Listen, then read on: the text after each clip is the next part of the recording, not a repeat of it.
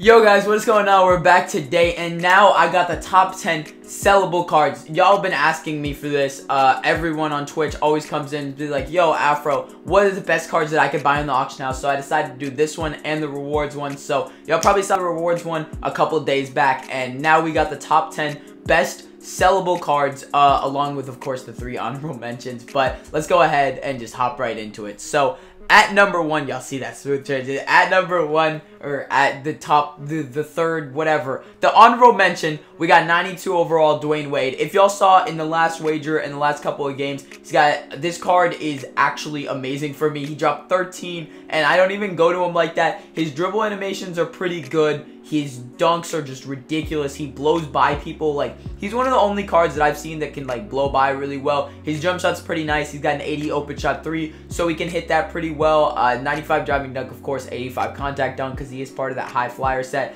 I used him at point guard. His passing stats are not too great, but he can speed boost, and I didn't like complain about any passes he made, so he's pretty good there. At number 12, we got Draymond. This card is absolutely ridiculous defensively, probably a top 5 defensive card. He was out there clamping my wilt when I played DBG. Like, it's ridiculous how good this card is defensively. He's only 6'7", so you can play him at the small forward or the shooting guard if you really want to be cheesy. But overall, he's not the greatest offensive player. He does have a good 3-pointer and a good midi. If he's open, he'll hit it, and he can drive to the paint, of course, like get his easy buckets. But overall, if you're getting this card, you're getting him as a 3-and-D type of guy. You can hit him in the corner when he's open, but other than that, his defense is ridiculous. He's worth getting for sure, just for the defensive aspect, and I'm pretty sure he's only like 10k MT, so he's not too expensive. At number 11, we got LeBron James. This card, there's 2 versions of it. You can get either one. I'm pretty sure they're both like 120k. But this card overall is a really good card for some reason. Like, he can hit 3s super consistently, even with, oh wait, he has a 90 open shot there. I'm stupid. Wow, I didn't even notice that. Anyway, his jump shot is super nice and creates space, so his 3s are automatic with this card.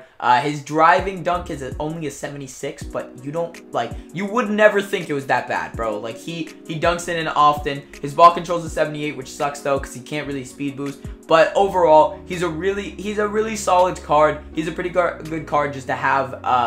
Kind of like, I don't go to him initially, but he's a really good defensive card. He's pretty athletic, and it's LeBron James, dude. LeBron's always gonna be good in the game.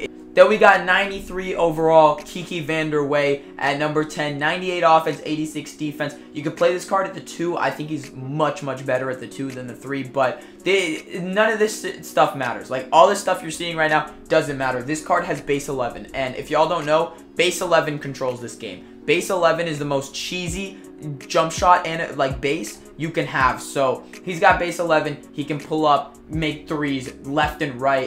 He's got decent defense, but it doesn't matter, bro. He has base 11. This card is gonna be good. Like, that's literally it. That's why Kirilenko's so good. That's why Kiki's so good. Then at number 9, we got 95 overall Kobe. The reason I have him at number 9, I've played with him 1 game. It's just, normally when I see Kobe, he goes off against me. Like, Kobe, I've never seen somebody other than like in a gameplay drop like 20 or 30 with Kobe in a game. He's alright. He's a good card. Like, he can drive pretty well. He's got crazy dunk animations. He's got a decent 3-pointer. He's got 90 ball control, so he can speed boost, and his defense, it's decent. It's nothing crazy, but it is an early in the year Kobe card. He's not the greatest, but I guarantee y'all, when that 98, that Ronnie leaked comes out, that card's gonna be ridiculous. But for now, this Kobe, number 9, pretty solid card, not worth the MT. At number 8, I got a little bit of a surprise right here, or number 9, whichever one. It doesn't matter, dude. The order doesn't matter. The point is these cards are good.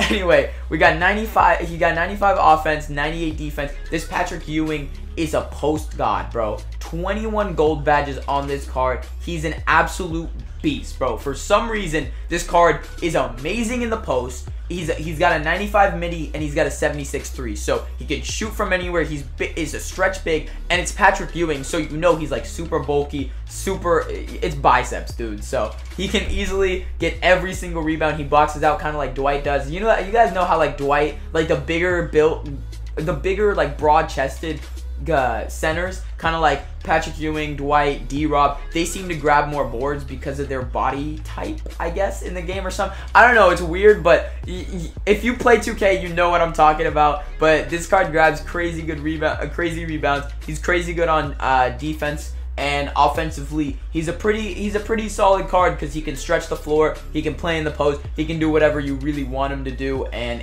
Patrick Ewing's just overall a pretty good card. He is going for a lot though because people are realizing he's super nice. So he's going for like 120K right now. We got arguably the best big center in the game, some people will say, for some reason. I don't know, I think Wilt's better, but the best sellable center in the game for sure. 99 offense, 99 defense. This Kareem is 100% of Galaxy Opal. Just they didn't want to say Galaxy Opal because it's too early in the year. He's got 5 Hall of Fame badges, 16 gold. I'm pretty sure his limited edition one has like 7, but you shouldn't really worry about getting the limited one. It's not really worth it. But he's got 95 post fade, amazing post game in general. He's got an 82 midi, which is pretty nice, and no 3-ball at all, so I don't see why anybody really likes this card. But 90 driving dunk, 95 standing layup, yep, standing dunk, my fault. His passing stats aren't too bad. His defense, for some reason, bro, like recently especially, the people that have been using Kareem, defensively this card is glitchy because of how like big he is and just how, like, I don't know, I just feel like this card is animation made, really animation made. So overall you won't see anything special in the stats, but when you play with him in game, because he's 7'2" and 225 and he's just lengthy, he'll get a bunch of steals, he'll get a bunch of blocks. It's hard to like score on him because he'll be involved in every animation. And overall, this card is just a pretty good card. He's going for like 130, 150, so y'all could probably get him off the auction house for around that. Iguodala at number 6, I'm pretty sure. 99 defense, 94 offense. This card can be played at point guard, which is ridiculous. He's a shooting guard initially, so he's already built to be a guard. He's got amazing 3-pointer with an 84. He's got a crazy driving dunk, of course, it's Iggy. He's got good passing stats, so you can play him at the, as I'm saying, he wasn't built as a small forward, he was built as a shooting guard, so putting him at point guard is even easier. His defense is ridiculous, bro. It's so annoying playing against the card. This is someone who has this card at point guard and spams steal or just does any type of defensive, like, if he tries to steal it, he's going to steal it, bro. He's got a great block as well in game. I don't know why it's a 45 stat-wise, but he blocks a lot of shots, so I don't get that. 94 speed, though, 92 speed with ball with the shoe this dude's got on him, so probably like 86, I'd say, without the shoe, or 88.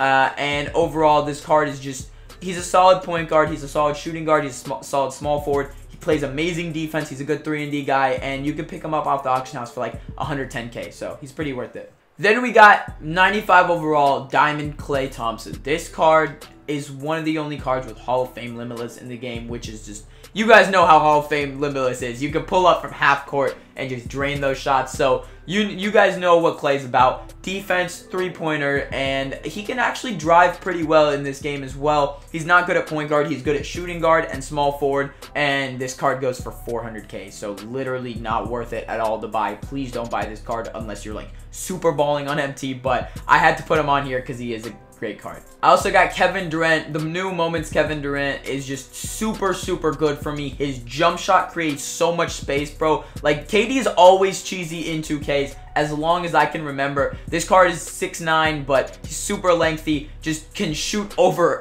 damn near anybody. He's his dribble animations are always really like long. I don't know how to explain it, but like he has smooth dribble animations and it works perfectly for him. He's got 79 post fade, which is pretty good, 92 driving layup, 95 open shot mid, 84 3-ball, 80 driving dunk, 52 contact dunk, which is kind of underwhelming, but he still dunks on people. 86 ball control, so he can speed boost, just like right at the edge of being able to speed boost. His defense is not bad for a Kevin Durant card, especially this early in the year, and he's got 84 speed. So you can play this card the 1, 2, 3, 4, doesn't matter. This card is great. He's a really good scorer. He's a pretty good defender, and it's Kevin Durant, bro. He's always super cheesy in this game. We also got 97 overall, Magic Johnson, basically a 99, same thing, Galaxy Opal. He's super tall point guard, of course, 6'9", dimer, Lob City, pick and roll, flashy, relentless, and acrobat, a Hall of Fame. And he's got a bunch of gold badges as well. Just overall, dude, if you get matched up with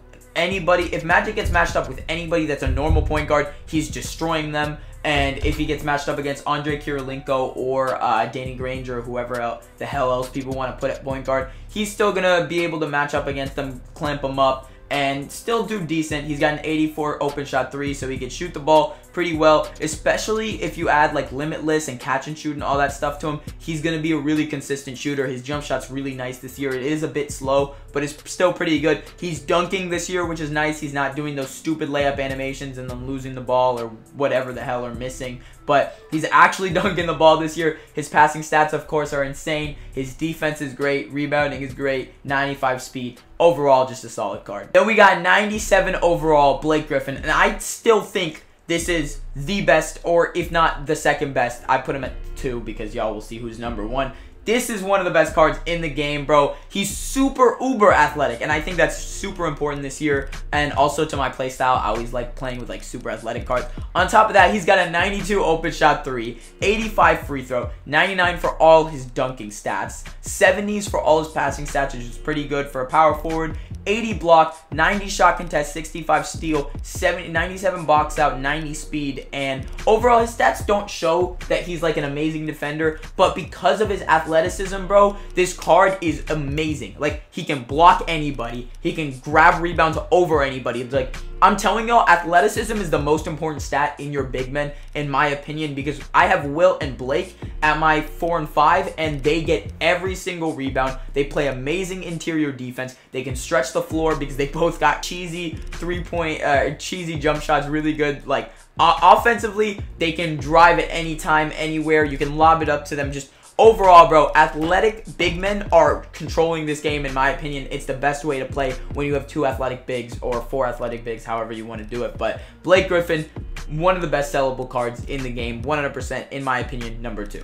And lastly, at number 1, going for 200 to 300 KMT, is 95 overall, Danny Granger. This card is 100% arguably easily the best card in the game. I don't care, bro. I literally played 4 games today with Danny Granger, dropped 30 points, 38 points, 35 points, and 40 points, and I wasn't even trying to go off with him. He just went off on his own because this card is so amazing for some reason. So go buy this card. I don't care how much he is. Just go get this card, bro. This is easily the best card you can buy in the game. Maybe even the best. Like, it's a top 3 card in the game, honestly. But yeah, just ignore what I said here. Hopefully you guys enjoyed the video. Drop a like if you're new. Subscribe if you're new. Drop a like if you enjoyed, and I'll see you guys next time. Peace. Working hella hard, it ain't really working out. I've been praying to the Lord, it ain't really working out. I've been looking to the stars, see my head up in the clouds.